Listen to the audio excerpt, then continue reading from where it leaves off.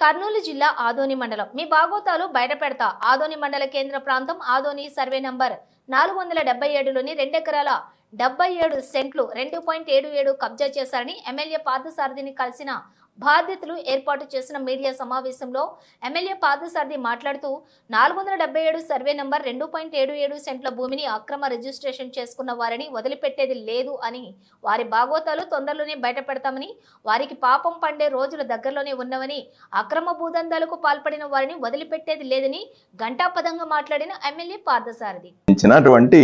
స్థలము పెద్దవాళ్ళది.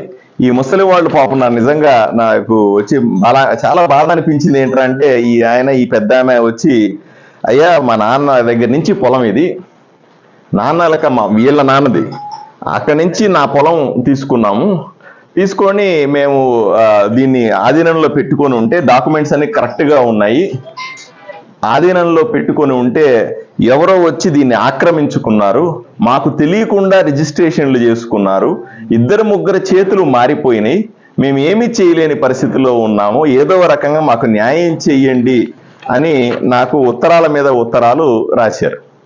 నేను ఒకరోజు చూశాను, 2 రోజులు చూశాను, వస్తే ఉన్నారు పాపం. వీళ్ళు బాధ చూసి నేను సరే అందరినీ అడిగాను, పైన ఇన్ఫర్మేషన్ అంతా తీసుకున్న తర్వాత ఈరోజు నేను సబ్ రిజిస్టర్ ఆఫీస్కి ఉత్తరం రాస్తా ఉన్నా చట్టబద్ధంగా. ఎందుకంటే ఇది కోర్టులో ఉంది. ఎందుకంటే ఈయన స్థలము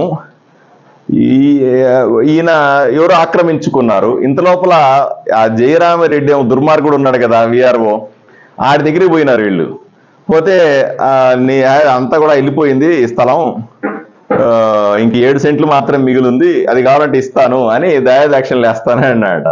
ఎందుకంటే ఇప్పుడు అతని మీద విచారణ కూడా జరుగుతుంది, మీకు తెలుసు. ఇట్లాంటి వాళ్ళందరూ నేను అందరికీ చెప్తా ఉన్నా, ఆదోనిలో మాత్రమే కాదు, ఆదోని డివిజన్ మొత్తం, ఆదోనిలో కానీ, మంత్రాలయంలో కానీ, ఆలూరులో కానీ, ఎమ్మిగనూరులో కానీ, ఎక్కడెక్కడైతే ఈ జయరామిరెడ్డి అనే దుర్మార్గుడు విఆర్ఓగా పనిచేశాడో అందరినీ అన్యాయం చేసినాడు. నాకు నిన్న ఒక పెద్ద మనిషి చెప్తా, మామూలుగా ఎంఆర్ఓ లాంటి వాళ్ళు బస్సుల్లో తిరుగుతా ఉంటే ఈ జయరామిరెడ్డి అనేవాడు పెద్ద లగ్జరీ కార్లో తిరుగుతాడట. ఇంత డబ్బులు విఆర్ఓ దగ్గరికి ఎలా వచ్చినాయి, ఇన్ని అక్రమాలు ఎలా చేయగలిగినాడు? తప్పనిసరిగా ఇతని మీద విచారణ జరిగి శిక్ష పడితే తప్ప మిగతా వాళ్ళకి భయం రాదుగా.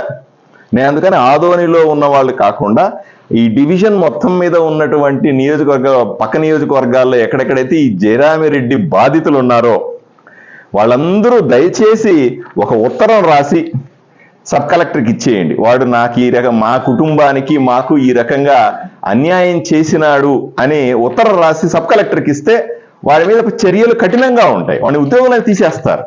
అట్లా కాకుండా మీరు ఎవరు కూడా ఫిజికల్గా కూడా రానక్కర్లే. ఇప్పుడు వీళ్ళందరూ మీడియా ముందుకు వచ్చారు, మీడియా ముందు కూడా రానక్కర్లే, ఒక లెటర్ రాసి సబ్ కలెక్టర్ల ఆఫీసులో ఇచ్చేస్తే చాలు, మీ పేర్లు గోప్యంగా ఉంచబడతాయి, మీ గురించి బయట ప్రపంచానికి కూడా తెలియదు. కానీ దుర్మార్గులకు శిక్ష పడడం ఇంపార్టెంట్. ఒకటి ఆలోచన చేయండి, ఈ జయరామిరెడ్డి అనే దుర్మార్గుడు ఇంత ముందు ఉన్నట్టు ఆ వైఎస్ఆర్సీపీ నాయకులు పెద్ద లిస్ట్ ఉంది, చదవడానికి టైం లేదు ఇప్పుడు. సాయి ప్రసాద్ రెడ్డి నాయకత్వంలో ఉన్నటువంటి ఒక దుర్మార్గమైనటువంటి ఒక గ్రూప్ ఉంది, ఈ ఊరిని సర్వనాశనం చేసిన గ్రూపు. వాళ్ళతో కలిపి ఎన్ని కుటుంబాలని ఎంతమందిని నాశనం చేసి ఉంటాడు, ఎన్ని రకాలుగా చిత్రహింసలు పెట్టి ఉంటాడో ఒకసారి ఆలోచన చేయండి. వాడి పాపాలు పండే రోజు వచ్చింది, వీళ్ళందరి పాపాలు పండుతాయి. కానీ ప్రజలు ధైర్యంగా వచ్చి నిలబడి ఒక ఉత్తరం రాసి సబ్ కలెక్టర్ పడేయాలంతే. ఒక తెల్ల పేపర్ తీసుకోండి, బాధితులందరూ కూడా మీరెక్కడ కనిపించనక్కర్లా, మీరు కూడా రానక్కర్లా, ఎవరో ఒక దగ్గర ఉత్తరం పంపించండి, లేదా పోస్ట్లో పంపించండి, లేదా వాట్సాప్లో సబ్ కలెక్టర్ పంపించండి. ఏదో రకంగా కంప్లైంట్ చేయాల్సిందిగా బాధితులందరినీ కూడా నేను రిక్వెస్ట్ చేస్తా ఉన్నా, ధైర్యంగా బయటికి రావాలని నేను రిక్వెస్ట్ చేస్తా ఉన్నా. సరే, ఈ విషయానికి వస్తే వీళ్లకు నేను ఈరోజు సబ్ కలెక్టర్కి అలాగే సబ్ రిజిస్ట్రార్కి, డిస్ట్రిక్ట్ ఆఫీసర్స్ కూడా నేను లెటర్ రాస్తా ఉన్నా. అయ్యా, వీళ్ళు ఇచ్చినటువంటి పెద్ద ఫైల్ చూపించాను, అడ్వకేట్లు అందరూ చూశారు, కోర్టులో కేసులు ఉన్నాయి, ఇవన్నీ కూడా చూపించారు.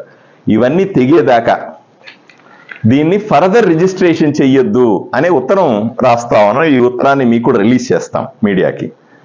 ఎందుకు అంటే, ఉదాహరణ ఇది ఎట్లా ఉంటుందంటే, ఈ పెద్ద మనిషిది అనుకోండి, ఈయన స్థలం అనుకోండి, ఈ పెద్ద మనిషి స్థలం విలువ పెరిగింది కదా, ఎక్కడో మంచి స్థలం వచ్చింది, సెంటర్లోకి వచ్చింది, ఏదో విధంగా రిజిస్ట్రేషన్ చేసుకున్నారు వైఎస్ఆర్సీపీ ప్రభుత్వంలో. చేసుకుని ఇతను గబగబా చేతులు మార్చుకుంటూ పోతాడు. పాపం ఇతను బిక్కమొహం వేసుకొని చూస్తూ ఉంటాడు. ఈయనేం పోట్లాడతాడు? కోర్టులో, సుప్రీంకోర్టులో పోట్లాడతాడా, హైకోర్టులో పోట్లాడతాడా, పెద్ద పెద్ద లాయర్లు పెట్టుకుంటాడా? అమాయకంగా చూస్తూ ఉంటాడు. వీడు ధనవంతుడు, బలం ఉన్నవాడు, 10 మందిని వేసుకొని మీదకి వస్తాడు. ఈ ముసలాయన ఎట్లా తట్టుకుంటాడు? ఈ పెద్ద ఆమె ఎట్లా తట్టుకుంటది? వీళ్ళని ఎవరు రక్షిస్తారు? ఇట్లా ఆదోనిలో ఉన్నటువంటి విలువైన ఆస్తులన్నింటినీ కూడా బలహీనులు, పాపం ఏదో వీళ్ళు తాతల కాలం నుంచి ఎందుకు పొలం పెట్టుకొని ఉంటారు, దీని విలువ పెరిగితే మాతో పాటుగా మా బిడ్డలందరూ కూడా బాగుపడతారు, మా మనవాళ్ళందరికీ కూడా డబ్బులు విలువ వస్తుంది ఆ భూముల వల్ల. కానీ జరిగింది ఏమిటి? వీళ్ళు పొలం వీళ్ళదే, అన్ని పత్రాలు వీళ్ళ పేరు మీదే ఉన్నాయి. ఒక దుర్మార్గుడు మధ్యలో వచ్చేసి దాంట్లో డాక్యుమెంట్ రైటర్లని వీళ్ళని కలిపి ఒక పన్నాగం పన్ని రిజిస్ట్రేషన్ తప్పుడు రిజిస్ట్రేషన్ చేసేస్తాడు. అక్కడి నుంచి అన్ని చేతులు రిజిస్ట్రేషన్లు అవుతూ ఉంటాయి, పోతూ ఉంటాయి, వేస్తుంటే పోతూ ఉంటాయి. చివరికి 2-3 రిజిస్ట్రేషన్ల తర్వాత కొన్నవాడికి కూడా తెలియదు దాంట్లో లిటిగేషన్ ఉందని కూడా తెలియదు. అట్లా అమాయకంగా ఇబ్బంది పడిన వాళ్ళు కూడా చాలా మంది ఉన్నారు. పాపం వీళ్ళు చూడండి, ఊహించండి, ఆదోనిలో మంచి సెంటర్లో 2 ఎకరాల 77 సెంట్ల స్థలాన్ని ఉంటే ఎంత ధనవంతులు అయి ఉండాలా? వీళ్ళని చూడండి, ఎవరైనా సరే అట్లా అనిపిస్తుందా మీకు? సెంటర్లో ఆదోనిలో 2 ఎకరాల 77 సెంట్లు ఉన్నటువంటి ఆసాముల్లాగా కనపడతా ఉందా? వీళ్ళ దగ్గర డబ్బులు కొట్టేసిన వాళ్ళ దగ్గరికి వెళ్ళి చూడండి మీరు కావాలండి. వీళ్ళ స్థలాన్ని అక్రమంగా రిజిస్ట్రేషన్ చేసుకొని చేతులు మారుస్తున్న వాళ్ళని చూడండి, వాళ్ళు పెద్ద పెద్ద కార్లు తిరుగుతూ ఉంటారు. ఇది ఆదోనిలో ఉన్నటువంటి దుస్థితి. దీన్ని పోగొట్టాల్సిన అవసరం ఉంది. ఏ విధంగా పోగొట్టాలి? 100కు 100% ఈ ల్యాండ్ ఇంక రిజిస్ట్రేషన్లు అవ్వదు.